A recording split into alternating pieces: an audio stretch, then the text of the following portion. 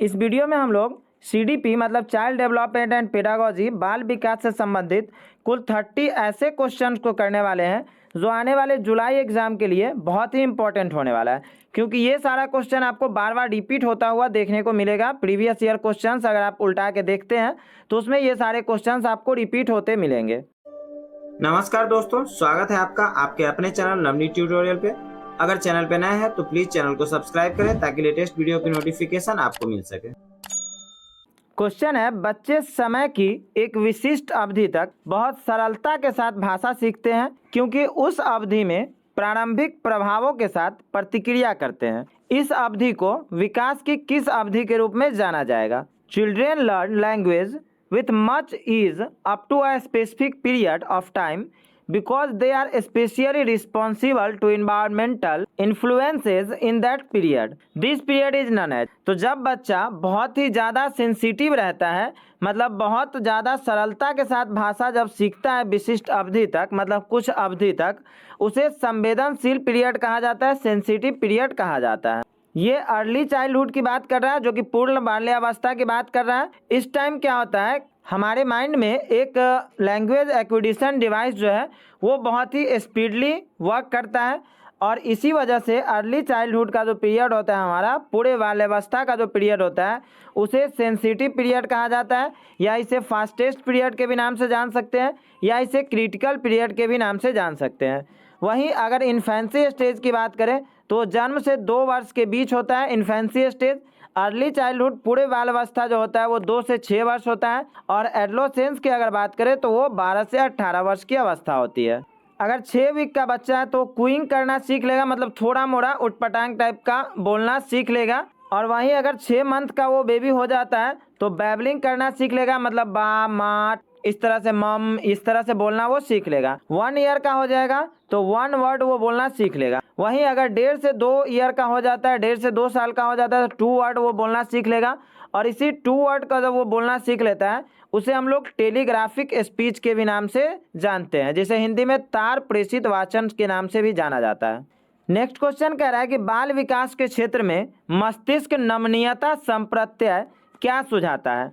In the field of child development the concept of brain plasticity suggest. अब ये मस्तिष्क नमनीयता के बारे में पूछ रहा है, तो पहला कह रहा है केवल आनुवांशिकता विकास को प्रभावित करती है, वातावरण नहीं। तो ये तो पहले ही देखते ही हमें कट कर देना है, क्योंकि सिर्फ हेरिडिटी ही इन्फ्लुएंस नहीं करता है डेवलपमेंट को, बल्कि हेरिडिटी और इन्वायरमेंट दोनों का कॉम्बिनेशन से हमारा डेवलपमेंट होता है। ठीक है। दूसरा ऑप्शन कह रहा है कि विकास सभी बालकों में एक समान दर से होती है। Development proceeds at same rate among all individual. तो सेम रेट से नहीं चलता है, सेम सीक्वेंस से चलता है, मतलब विकास का सीक्वेंस सेम रहता है, बट रेट सबका सेम नहीं रहता है, मतलब दर सबका सेम नहीं रहता है, वो अलग अलग रहता है। तीसरा कह रहा है कि बाल्यावस्था और किशोरावस्था का पूरी अवस्था संज्ञानात्मक विकास के लिए संवेदनशील अवस्था है। तो ये बिल्कुल सही कह रहा है कि entire period of childhood and adolescence is a sensitive period of cognitive development. मतलब अगर कोई बच्चा बाल्यावस्था में है तो बाल्यावस्था से लेकर के किशोरावस्था तक वो जो उसकी अवस्था होगी वो बहुत ही संवेदनशील, मतलब बहुत ही क्रिटिकल पीरियड होगा, और उसी समय उसका कॉग्निटिव डेवलपमेंट होता है, मतलब संज्ञानात्मक विकास होता है। तो थर्ड ऑप्शन यहाँ पे सही हो जाएगा। वहीं चौथा कह रहा है कि एक क्षेत्र में विकास दूसरे क्षेत्र के विकास को प्रभावित नहीं करता। तो ये भी गलत कह रहा है कि अगर एक डोमेन में विकास हो रहा है तो दूसरे डोमेन को भी वो इन्फ्लुएंस करेगा। तो यहाँ पे तो कह रहा है कि नहीं करेगा, तो ये ऑप्शन गलत होगा। नेक्स्ट क्वेश्चन है कि एक माँ ने देखा कि उसका एक जुड़वा दूसरे की तुलना में चलना सीखने में अधिक तेजी से प्रगति कर रहा है। सीखने में इस भिन्नता से विकास का कौन सा सिद्धांत जुड़ा है? A mother notice that one of her twins, मतलब उसको जुड़वा बच्चा था तो उसमें से एक जो था उसका जो प्रोग्रेसिंग हो रहा था वो more quickly in learning to walk, मतलब वो चलना सीखने में वो बहुत ही जल्दी से वो सीख लिया, और दूसरे के अकॉर्डिंग, मतलब दूसरे से अगर कंपेयर कर रहे थे। तो which principle of development is associated with this variation in learning. तो उसमें डेवलपमेंट का कौन सा प्रिंसिपल वर्क कर रहा है? तो जस्ट हम पीछे बताए हैं कि डेवलपमेंट जो होता है वो सारे का अलग अलग रेट से होता है, मतलब सभी का डेवलपमेंट का रेट अलग अलग होता है। तो पहला कह रहा है व्यक्ति में विकास सिर से पैर तक होता है, तो वो तो सारे व्यक्ति में होता है। उनका दोनों जो जुड़वा बच्चा था दोनों का विकास जो है वो सर से पैर की तरफ होगा। इसको सिफालोकोडल कहा जाता है। बट वहाँ पे सेंटर टू पेरीफेरी भी तो होता है, मतलब सेंटर टू आउटवर्ड भी तो होता है, और इसको क्या बोला जाता है, प्रॉक्सिमो डिस्टल बोला जाता है। तो यहाँ पे न सिफालोकोडल की बात हो रही है और न ही प्रॉक्सिमो डिस्टल की बात हो रही है। दूसरा कह रहा है कि हर किसी में विकास का दर चरण आगे बढ़ता है। तो हर किसी में विकास का दर जो है चरण दर चरण आगे बढ़ता है। तो ये तो सही बात है कि सबका चरण दर चरण आगे बढ़ता है। तो यहाँ पे तो दोनों में अलग अलग डिफरेंस का बात कर रहा है। तो ये विकास का कौन सा सिद्धांत है, तो इसके बारे में कह रहा है कि अलग अलग व्यक्ति में विकास अलग अलग गति से होता है। Development proceeds at different pace among different individual, मतलब सब में विकास का रेट्स जो होगा वो अलग अलग होगा। फिर कह रहा है कि हर किसी में विकास सामान्य से विशिष्ट की ओर बढ़ता है। तो ये तो सब में विकास का सामान्य से विशिष्ट की ओर बढ़ता है, तो ये कोई बहुत बड़ा मैटर नहीं कर रहा है। यहाँ पे पूछ रहा है कि दोनों में विकास अलग अलग हो रहा है, तो वो कौन सा विकास का प्रिंसिपल है। तो यहाँ पे यही ऑप्शन हो जाएगा कि अलग अलग व्यक्ति में विकास अलग अलग गति से होता है। इसको और डिटेल से समझते हैं। चरण मतलब स्टेज को कहा जाता है। तो विकास का जो चरण है वो यूनिवर्सल होता है, मतलब सबके लिए एक समान होता है, मतलब सबके लिए वो सेम होता है। बट वहीं रेट्स की बात करें, मतलब विकास के दर की बात करें, तो वो सबका अलग अलग होता है, मतलब वो सबका सेम नहीं होता है। नेक्स्ट क्वेश्चन है, विकास निम्न में से किस पर निर्भर है। डेवलपमेंट इज डिपेंड अपॉन, तो विकास किस पे निर्भर है। तो पहला कह रहा है हमारा आनुवांशिक प्रवृत्तियां, जेनेटिक डिपोजिशन। तो ये तो बिल्कुल सही कह रहा है कि जेनेटिक्स पे विकास निर्भर करता है, ये ठीक है। दूसरा कह रहा है सामाजिक सांस्कृतिक प्रथा, सोशियो कल्चर प्रैक्टिस। तो ये भी ठीक कह रहा है कि समाज से, संस्कृति से भी बच्चे का विकास होता है, वो सीखता है, समझता है। फिर तीसरा कह रहा है भौतिक वातावरण, फिजिकल एनवायरनमेंट, इससे भी बच्चा बहुत सारा चीज़ सीखता है। तो यहाँ पे हमारा 1 2 3 तीनों सही हो जाएगा। तो ऑप्शन डी इस क्वेश्चन के लिए सही आंसर होगा। इन्वायरमेंट को दो पार्ट में बांटा गया है, फिजिकल और सोशल। फिजिकल इन्वायरमेंट में एयर, वाटर, ये सारा कुछ आता है, अर्थ, ये सारा कुछ हमारा फिजिकल इन्वायरमेंट में आता है। वहीं सोशल इन्वायरमेंट की बात करें तो उसमें पीपल वगैरह को शामिल किया जाता है। नेक्स्ट क्वेश्चन है, जीन पियाजे के संज्ञानात्मक विकास के सिद्धांत के अनुसार अध्यापक को किस अवस्था में क्रमबद्धता से संबंधित प्रश्न हल करने के लिए देना चाहिए। अकॉर्डिंग टू जीन पियाजे theory, cognitive development at which stage should a teacher give problem to solving requiring seriation, मतलब सीरिएशन से रिलेटेड प्रॉब्लम कब वो टीचर को, स्टूडेंट को देना चाहिए। तो सीरिएशन मतलब क्रमबद्धता बच्चों में कब आता है, तो वो कंक्रीट ऑपरेशनल स्टेज में आता है, मूर्त संक्रियात्मक अवस्था में आता है। आइए इसको और डिटेल से समझते हैं। प्री ऑपरेशनल स्टेज की अगर हम बात करें, मतलब पूर्व संक्रियात्मक अवस्था की बात करें, तो उसमें इविसिबिलिटी और सेंट्रेशन ये सारा कुछ नहीं आता है। डेवलपमेंट के स्टेज को 4 पार्ट में बांटा गया है, एस, पी, सी और एफ। एस मतलब हो गया सेंसरी मोटर स्टेज, जो कि 0 से 2 वर्ष, मतलब जन्म से 2 वर्ष तक रहता है। वहीं पी फॉर हो गया प्री ऑपरेशनल, मतलब पूर्व संक्रियात्मक अवस्था, जो कि 2 से 7 वर्ष तक रहता है। सी फॉर हो गया कंक्रीट ऑपरेशनल, मतलब मूर्त संक्रियात्मक अवस्था, जो कि 7 से 11 वर्ष तक रहता है। और वहीं एफ फॉर हो गया फॉर्मल ऑपरेशनल, जो कि 11 से 15 वर्ष तक रहता है, जिसको अमूर्त संक्रियात्मक अवस्था भी बोला जाता है। अर्थात जब कोई बच्चा कंक्रीट ऑपरेशनल स्टेज में होगा, मतलब वो जब मूर्त संक्रियात्मक अवस्था में होगा, मतलब 7 से 11 वर्ष का वो बच्चा हो जाएगा, तो इसका एक न्यूमोनिक्स, जैसे हम पीछे SPCF याद किए थे, S for sensory motor stage, P for pre operational stage, C for concrete operational stage और F for formal operational stage. इसी तरह से इसका भी एक न्यूमोनिक्स हम लोग याद कर सकते हैं। सी मतलब कंक्रीट ऑपरेशनल स्टेज, तो उसमें सी को हम CCS से समझ सकते हैं। सी फॉर हो गया कंजर्वेशन, मतलब जब बच्चा कंक्रीट ऑपरेशनल स्टेज में रहेगा तो उसमें कंजर्वेशन आ जाएगा, संरक्षण आ जाएगा। दूसरा सी का मतलब हुआ क्लासिफिकेशन, मतलब वो वर्गीकरण करना सीख लेगा। और एस फॉर हो गया सीरिएशन, मतलब वो कोई भी चीज़ को सीरिएट कर पाएगा, चाहे वो हाइट के अकॉर्डिंग करे, लेंथ के अकॉर्डिंग करे, किसी भी चीज़ के अकॉर्डिंग, बट वो सीरिएट करना सीख लेगा।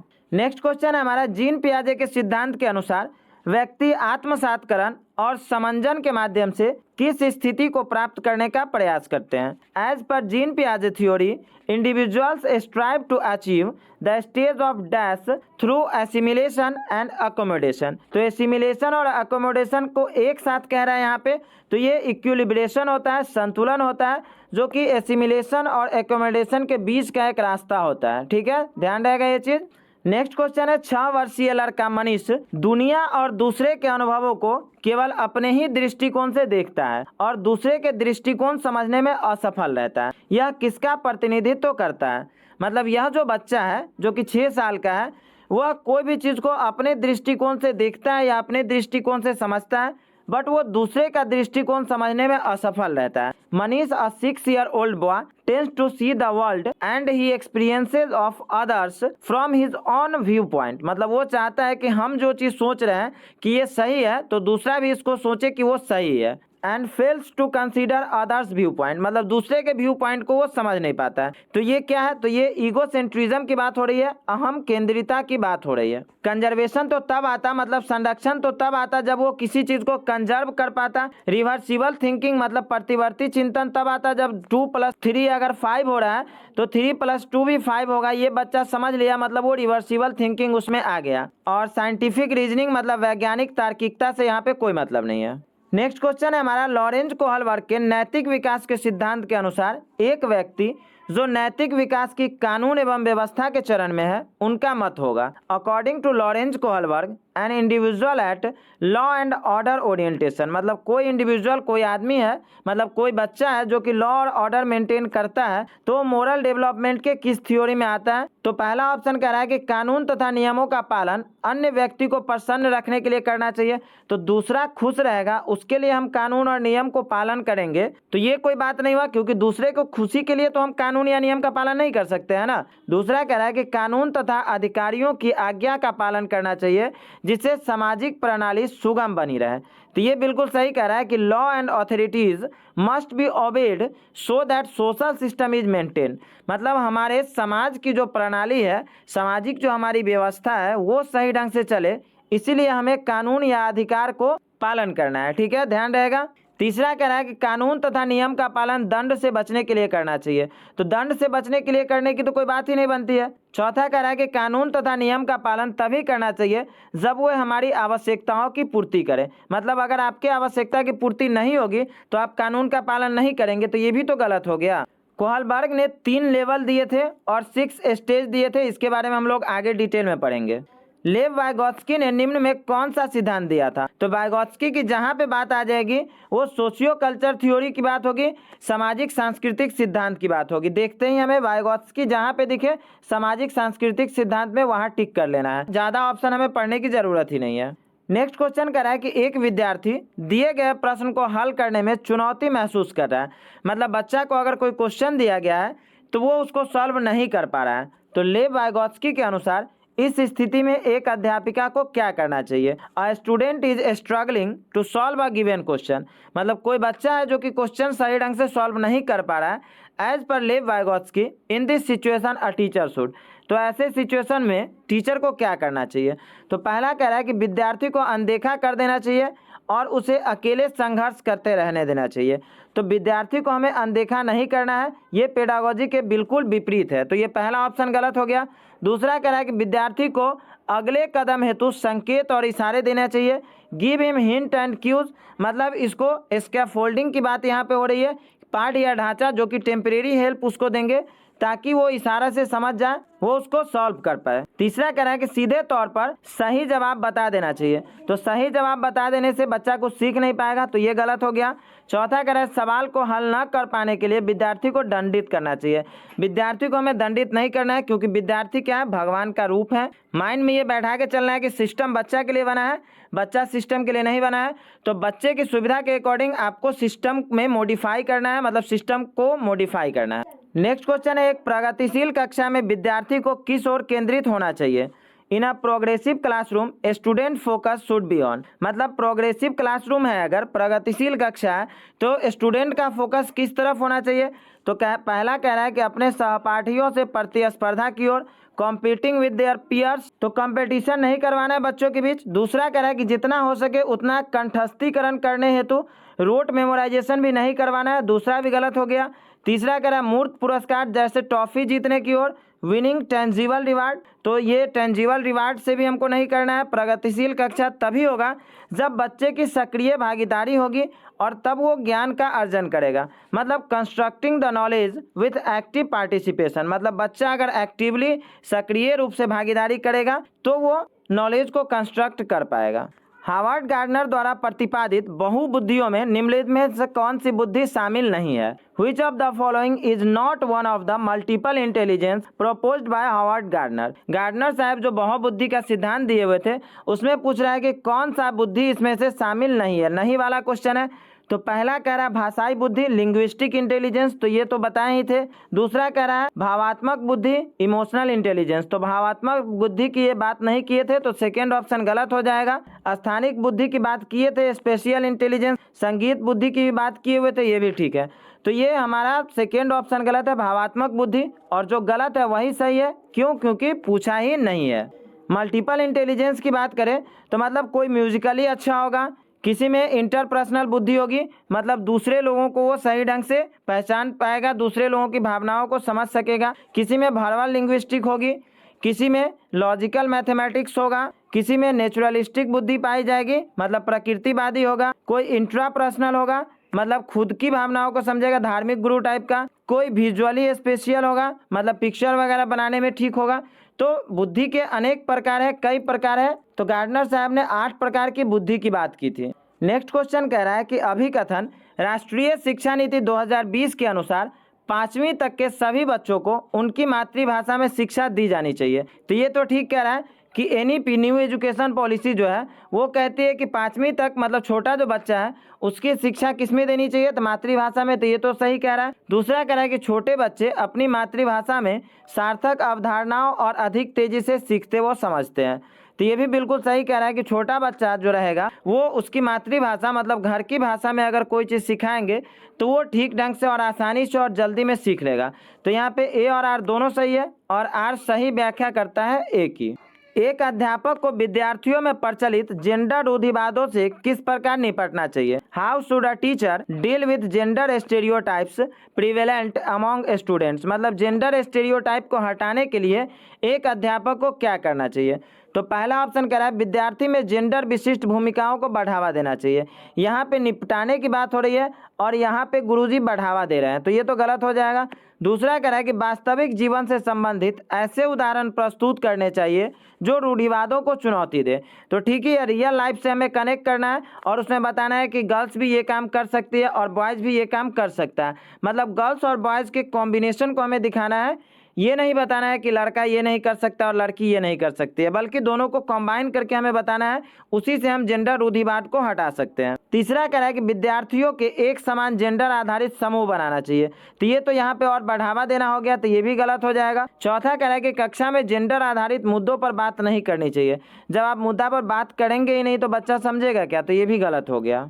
नेक्स्ट क्वेश्चन है एक बहुसांस्कृतिक कक्षा में अध्यापक को क्या करना चाहिए? In a multi cultural classroom, मतलब अलग अलग संस्कृति से अगर बच्चे आए हुए हैं तो टीचर को क्या करना चाहिए? तो पहला कह रहा है कि केवल प्रबल समूह की संस्कृति प्रथाओं को प्रधानता देनी चाहिए। Promote cultural practice of dominant group, मतलब किसी एक ही ग्रुप के समूह की संस्कृति को या उसकी प्रथा को हम प्रधानता देंगे, तो ये तो गलत हो जाएगा। तो फर्स्ट ऑप्शन गलत हो गया। दूसरा फिर यहाँ पे केवल लगा दिया, वैसे भी केवल वाला ऑप्शन देख करके तुरंत आपको गलत कर देना है।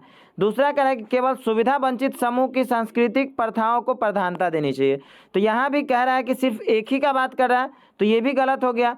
तीसरा कह रहा है कि प्रबल समूह की सांस्कृतिक प्रथाओं की नकारात्मक प्रस्तुति करनी चाहिए। तो हमें किसी का निगेटिव प्रेजेंटेशन नहीं करना है, तो ये भी गलत हो गया। चौथा कह रहा है कि विद्यार्थियों के सामाजिक सांस्कृतिक अनुभवों के संदर्भ में उनकी व्यक्तिगत भिन्नताओं को सम्मान करना चाहिए। तो ये एकदम सही कह रहा है कि रेस्पेक्ट इंडिविजुअल डिफरेंस, क्योंकि सारे बच्चे अलग अलग धर्म से, अलग अलग संस्कृति से, अलग अलग कल्चर से आएंगे, तो उनका सोचने का ढंग, बैठने का, बात करने का, सबका ढंग अलग अलग होगा। तो उनके हमें सारी भिन्नताओं को सम्मान करना है। ठीक है। नेक्स्ट क्वेश्चन है जब आकलन विद्यार्थियों के किसी कौशल संबंधी बोध और समझ या पाठ के अधिगम और शिक्षण प्रक्रिया के दौरान किया जाता है तो इसे कहा जाता है। मतलब अगर शिक्षण प्रक्रिया चल रही है तो उस समय अगर किसी विद्यार्थी का आकलन किया जा रहा है, मतलब असेसमेंट अगर किया जा रहा है, कब? तो students comprehension and understanding of a skill और लेसन ड्यूरिंग द लर्निंग, मतलब लर्निंग के टाइम, मतलब लर्निंग टीचिंग प्रोसेस के टाइम की बात हो रहा है, तो इसे असेसमेंट फॉर लर्निंग मतलब अधिगम के लिए आकलन के नाम से जाना जाता है। ये बहुत ही बेस्ट माना जाता है, क्योंकि अगर हम अधिगम प्रक्रिया के समय में ही उसका आकलन करना चाहेंगे तो हमें पता चलेगा कि बच्चा कौन सा चीज़ समझा और कौन सा नहीं समझा। अगर वो कोई चीज़ नहीं समझा तो उसे फिर से हम अच्छे से समझाएंगे। नेक्स्ट क्वेश्चन है, सभी विद्यार्थियों को उनकी योग्यता में भिन्नता होने के बावजूद उनके संभाव्य गुणों की प्राप्ति के लिए अवसर प्रदान करना किस प्रकार की कक्षा का मुख्य उद्देश्य है? Providing opportunity to all students for achieving their potential irrespective of variation in their ability. मतलब उनके एबिलिटी, उनकी क्षमता से परे होकर के हमें विद्यार्थियों की भिन्नता को ध्यान में रखते हुए सारे विद्यार्थियों को अगर हम समान अवसर प्रदान कर रहे हैं तो ये कौन सी शिक्षा का उदाहरण हुआ? मतलब कौन सी कक्षा का उदाहरण हुआ? तो ये समावेशी कक्षा का उदाहरण हुआ, इंक्लूसिव क्लासरूम का ये उदाहरण हुआ। नेक्स्ट क्वेश्चन है, वंचित पृष्ठभूमि के बच्चों को संबोधन करने के लिए एक शिक्षक को क्या करना चाहिए? To cater to children from disadvantaged background a teacher should. मतलब जो बच्चा, अगर कोई हमारा छात्र जो डिसएडवेंटेज्ड बैकग्राउंड से आता है, मतलब वंचित पृष्ठभूमि से आता है, तो शिक्षक को क्या करना चाहिए? तो पहला कह रहा है कि उन्हें ढेर सारा लिखित काम दे। अरे भाई, लिखित काम देने की तो बात ही नहीं है यहाँ पे ना। दूसरा कह रहा है कि उनके संदर्भ के बारे में और जानने का प्रयास करें और उन्हें कक्षा चर्चा में शामिल करें। Find out more about their context and involve them in class discussion. तो ये सही तरीका है वंचित पृष्ठभूमि के बच्चों को संबोधित करने का, क्योंकि उसके बारे में भी बताएंगे कि ये इस तरह, क्योंकि जब हम उसके बारे में बताएंगे तो कोई भी बच्चा उसे हीन भाव से नहीं देखेगा। फिर कह रहा है उन्हें कक्षा में अलग से बैठाएं। अलग से हमें नहीं बैठाना है। चौथा कह रहा है उन्हें अनदेखा करें। हमें बच्चों को अनदेखा भी नहीं करना है। नेक्स्ट क्वेश्चन कह रहा है, निम्नलिखित में से कौन सी अधिगम अशक्तता किसी व्यक्ति के संतुलन, शारीरिक निपुणता और हाथ आंख सामंजस्य की क्षमता को प्रभावित करती है? Which of the following learning disability impact an individual's ability of balance, manual dexterity and hand-eye coordination? तो ये किसका उदाहरण होगा? गति समन्वय वैफल्य का होगा, डिस्प्रैक्सिया का होगा। अगर डिस्लेक्सिया की बात होती, पठन वैफल्य की बात होती, तो वो पढ़ने में उसको दिक्कत होती, मतलब 100 को वो वाज पढ़ लेता, मतलब एम को डब्लू या डब्लू को एम, इस तरह से उल्टा पुल्टा वो पढ़ लेता। डिसकैलकुलिया मतलब गुणन वैफल्य तब होता जब वो कैलकुलेशंस ठीक ढंग से नहीं कर पाता। और डिस्फेजिया भाषा वैफल्य तब होता जब उसे बोलने में कठिनाई होती, जैसे किरण की बात हो जाती, तो उस सिचुएशन में भाषा वैफल्य होता। नेक्स्ट क्वेश्चन है, स्वलीनता ऑटिज्म से जूझते विद्यार्थी में पहचान किन विशिष्ट गुण की संभाव्य रहती है? तो अगर कोई बच्चा ऑटिज्म से पीड़ित है, मतलब वो स्वलीनता वाला कंडीशन है उसके पास, तो मतलब वो खुद में लीन रहेगा, मतलब वो दूसरे के साथ सही ढंग से इंटरेक्ट नहीं कर पाएगा। तो इसका कौन सा पहचानने का सही तरीका क्या है? तो संप्रेषण में कठिनाई, मतलब कम्युनिकेशन डिफिकल्टीज होगी, दूसरे से वो ठीक ढंग से बात भी नहीं कर पाएगा। नेक्स्ट क्वेश्चन है, निम्नलिखित में कौन सी सृजनात्मक विद्यार्थी की पहचान विशेषता नहीं है? Which of the following is not an identifying characteristic of a student with creativity. मतलब कोई बच्चा अगर क्रिएटिव है तो उसकी कौन सी विशेषता नहीं है? तो पहला कह रहा है जिज्ञासा की प्रबल भावना, स्ट्रॉन्ग सेंस ऑफ क्यूरियोसिटी। तो जो बच्चा क्रिएटिव होगा वो तो क्यूरियस होगा ही। तो हमसे पूछ रहा है नहीं क्या है, तो नहीं वाला हमको देखना है। फिर दूसरा कह रहा है अभिसारी, मतलब कन्वर्जेंट थिंकिंग। तो अगर कोई बच्चा क्रिएटिव होगा तो उसमें अपसारी सोच होगा, मतलब वो डाइवर्जेंट थिंकिंग उसमें आएगा। ठीक है, ध्यान रहेगा। जो बच्चा क्रिएटिव होगा उसमें डाइवर्जेंट थिंकिंग मतलब अपसारी सोच आएगा। तो यहाँ पे पूछ रहा है नहीं है, तो यही हमारा गलत हो गया, और जो गलत है वही सही है। क्यों? क्योंकि पूछा ही नहीं है। और higher order problem solving skill जो होगा, उच्च स्तरीय समस्या समाधान का जो कौशल होगा, वही तो क्रिएटिव बच्चों में पाया जाएगा, वही तो गिफ्टेड बच्चों में पाया जाएगा। तो हमसे क्वेश्चन ही नहीं वाला पूछा था, इसलिए रॉन्ग आंसर यहाँ पे राइट हो जाएगा। नेक्स्ट क्वेश्चन है, राष्ट्रीय शिक्षा नीति 2020 सुझाती है कि शिक्षा, मतलब national education policy 2020 suggest that education should be, शिक्षा कैसा होना चाहिए? तो पहला ऑप्शन कह रहा है कि पाठ्य पुस्तक की विषय वस्तु तक सीमित होनी चाहिए।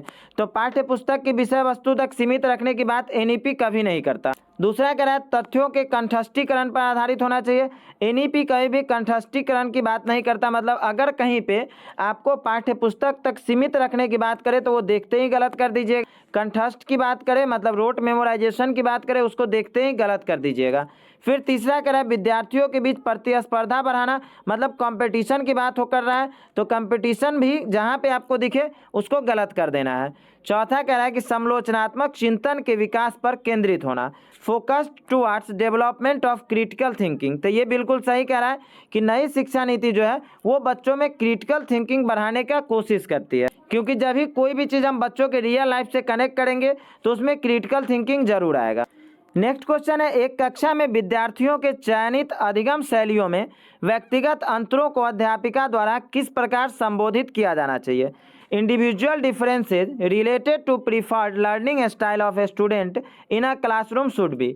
मतलब अगर इंडिविजुअल डिफरेंस हो रहा है क्लासरूम में, मतलब विद्यार्थियों में भिन्नता आ रही है, और वो किससे रिलेटेड भिन्नता है, तो अधिगम शैली से रिलेटेड है, मतलब लर्निंग स्टाइल से रिलेटेड है, तो टीचर को क्या करना चाहिए। तो पहला ऑप्शन कह रहा है कि अध्यापन अधिगम प्रक्रिया में बाधा के रूप में, तो कभी भी हम किसी भी चीज़ को बाधा के रूप में नहीं देखेंगे। ठीक है, तो ये हमारा पहला ही ऑप्शन गलत हो गया। दूसरा कह रहा है नकारात्मक पुनर्बल द्वारा मिटाए जाने चाहिए, eliminate with use of negative reinforcement. तो हमें निगेटिव रीइंफोर्समेंट भी नहीं देना है, क्योंकि नकारात्मक पुनर्बल अगर हम करेंगे तो बच्चा सही ढंग से सीख भी नहीं पाएगा। तीसरा कह रहा है कि संज्ञानात्मक असामान्यता के परिणाम के रूप में देखना चाहिए, seen as a result of cognitive abnormalities. तो ये भी ऑप्शन गलत हो जाएगा। चौथा कह रहा है कि उनकी मान्यता रखते हुए बाल केंद्रित शिक्षा शास्त्र को अपनाना चाहिए ताकि उनकी व्यक्तिगत जरूरतें पूरी हो। Respect and child centred pedagogy should be adopted to fulfil this individual requirement. तो ये तो एकदम ठीक कह रहा है कि उसकी व्यक्तिगत भिन्नता को हम लोग मान्यता देंगे, और चाइल्ड सेंटर्ड जो पेडागोजी होगा, मतलब बाल केंद्रित जो पेडागोजी होगा, उसको हमें ध्यान रखना है। मतलब उसको अगर हम अपनाते हैं तो उस बच्चे की ज़रूरत को आसानी से हम पूरा कर सकते हैं। नेक्स्ट क्वेश्चन है, एक प्रगतिशील कक्षा अध्यापकों को डैश के रूप में तथा शिक्षार्थियों को डैश के रूप में अपेक्षित करती है। अब प्रोग्रेसिव क्लासरूम, अब अगर प्रोग्रेसिव क्लासरूम की बात हो रही है तो टीचर क्या होगा, तो टीचर फैसिलिटेटर होगा। कभी भी टीचर को सुविधादाता के रूप में जानेंगे, सुविधाजनक के रूप में जानेंगे हम। ठीक है, ध्यान रहेगा, ये बात ध्यान रखिएगा। कहीं पे भी टीचर की अगर बात हो तो टीचर हमारा सुविधादाता होता है।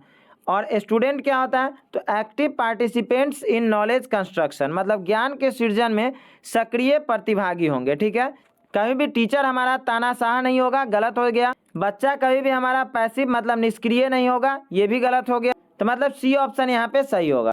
नेक्स्ट क्वेश्चन कह रहा है कि रेयान ने कुछ दिन पहले ही जाना कि अंग्रेजी के किसी शब्द के पीछे ईडी लगाने से उस शब्द का रूप वर्तमान से भूतकाल में बदल जाता है।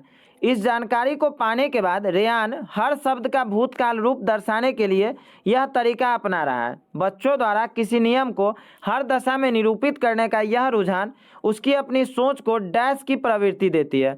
तो अगर बच्चा कोई भी चीज़ मतलब किसी भी चीज़ में बता दिया गया, टीचर उसको बता दिए कि ईडी लगाने से वो प्रेजेंट का चीज़ पास्ट में आ जाता है, तो बच्चा हर एक चीज़ में ईडी अगर लगा रहा है तो वो किस चीज़ की प्रवृत्ति को दर्शाता है, तो वो अति नियमित की प्रवृत्ति को दर्शाता है। मतलब ओवर रेगुलराइज वो कर रहा है। मतलब कोई भी चीज़ में अगर हम ओवर करेंगे तो वो ठीक नहीं होगा।